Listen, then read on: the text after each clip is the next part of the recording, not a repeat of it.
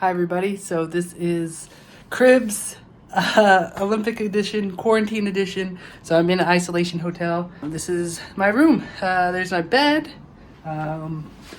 Over here, I've got plenty of suitcases, all the suitcases. I have all my stuff from the season.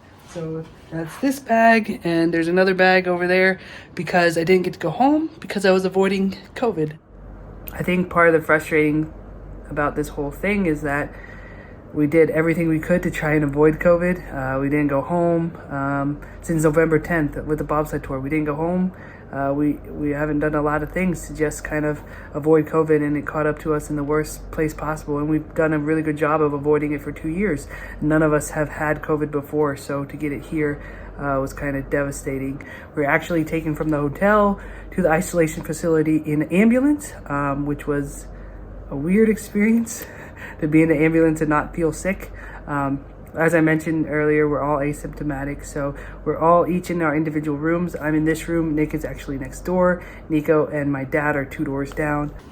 In here, obviously, all my breast pump supplies, trying to sanitize them as best as I can, because the last thing I do is want to give Nico some bad milk or anything like that. And that's pretty much the whole room. They take my breast milk back and forth to different rooms, trying to pump as much as possible, but it's pretty difficult as any mother who's been breastfeeding or doing extended breastfeeding. When you don't have your infant with you, it gets much harder to produce, so we're going through that.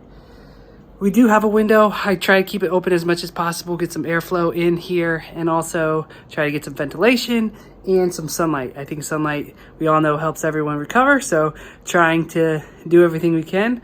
Also, we get deliveries here once a day, so my team at the USOPC and USA Bobsled is trying to bring me in stuff as much as possible, workout gear, food, things like that, so they try and bring me in different things. I drink a ton of water a day.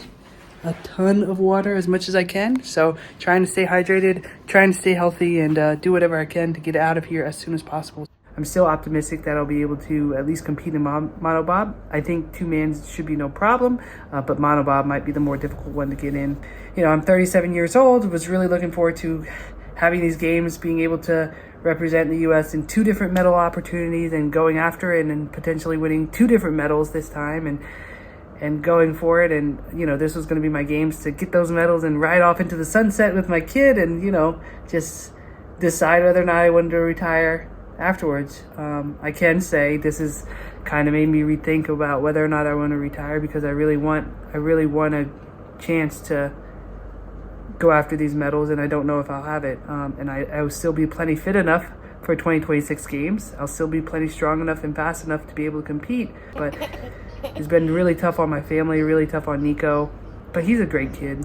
I think the mom guilt gets the best of you when you're traveling your kid around and you want to make sure he's okay, and now I can't even be with him, and that's probably one of the most difficult things ever, is not being with him.